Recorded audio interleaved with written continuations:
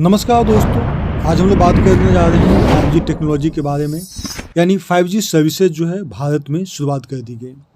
प्रधानमंत्री नरेंद्र मोदी ने आज दिल्ली में आयोजित 6वीं Indian mobile congress IMC 6th IMC 2022 का आयोजन किया गया था और इसी में इन्होंने 5G सर्विसेज की शुरुआत की।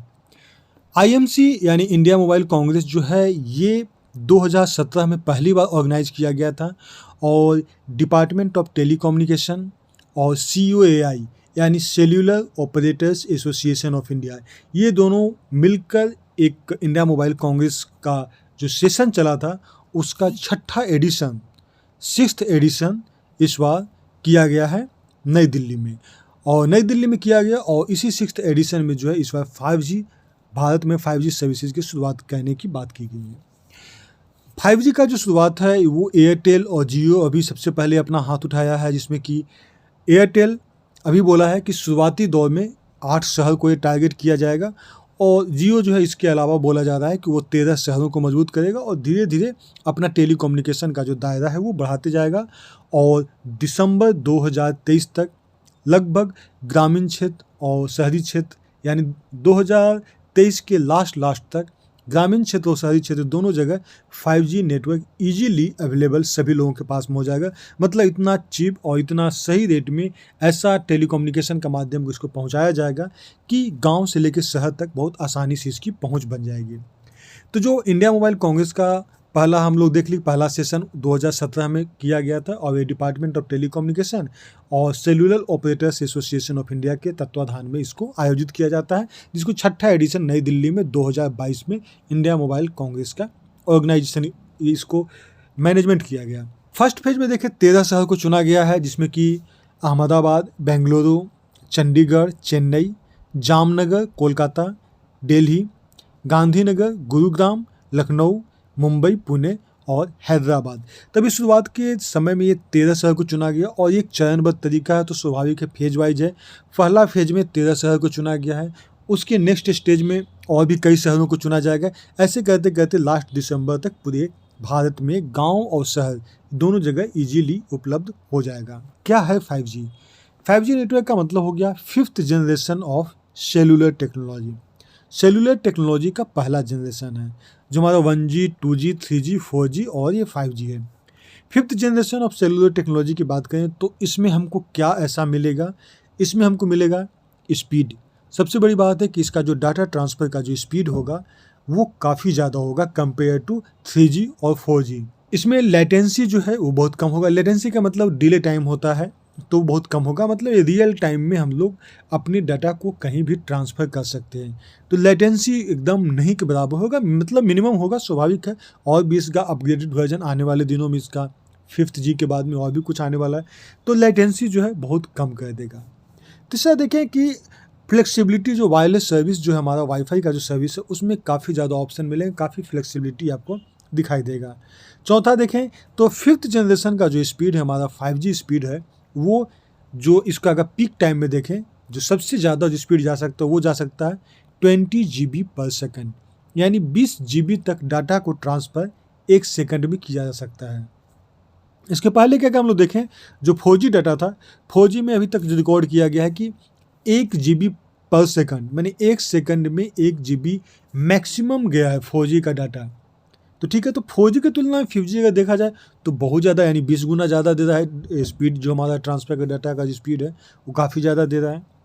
अब जब हमारे पास ये टेक्नोलॉजी, नई टेक्नोलॉजी आ गई है, इतनी सारी चीज़ें हमें जब नई टेक्नोलॉजी से मिल रही है, इसका हम लोग इस्तेमाल कहाँ कर सकते हैं, इसको कहाँ हम लोग इफ़ेक्टिवली प्रयोग कर सकते हैं?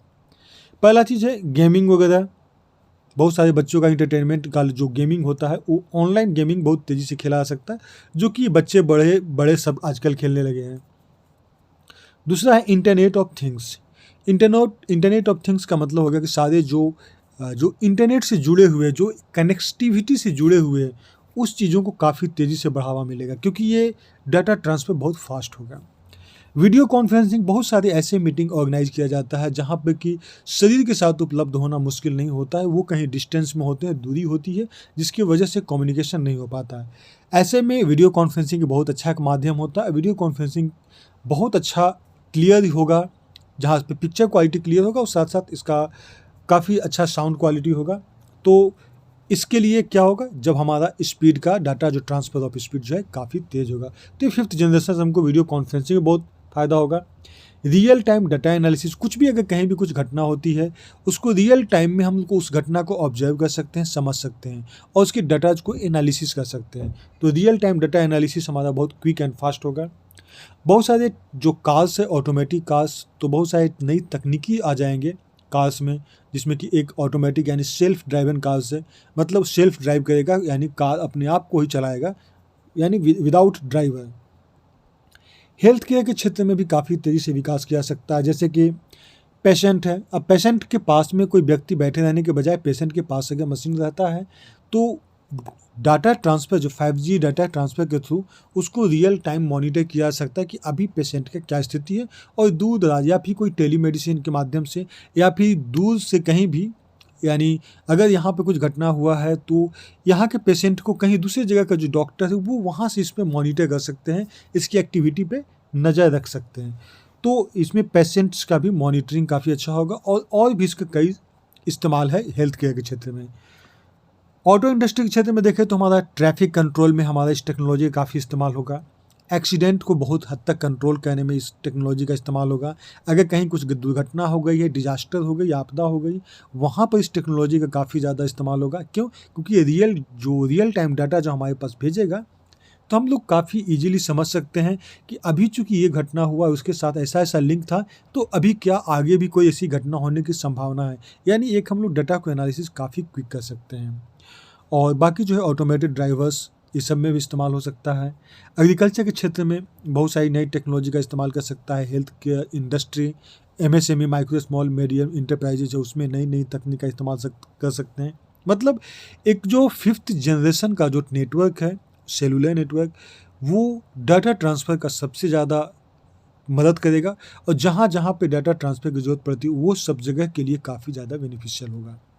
तो अभी शुरुआती दौर है, तो शुरुआती दौर में अभी एक टेस्ट ड्राइव एक तरह से कहा जा रहा है कि 13 शहर में चलाया जाएगा, और फिर अगर इसमें लग जाएगा कि अब समय आ गया है कि इसको पूरा इंडिया में इस टेक्नोलॉजी को फैलाया जाए, तो इसको पूरा भारत में टारगेट किया गया है कि दिसंबर लास्ट तक गांव और शहर दोनों कस्बों को सबको जोड़कर एक जो 5G नेटवर्क है हमारे इंडिया में सभी जगह फैल जाएगा। तो आज था हमारे 5G नेटवर्क से संबंधित तथ्य।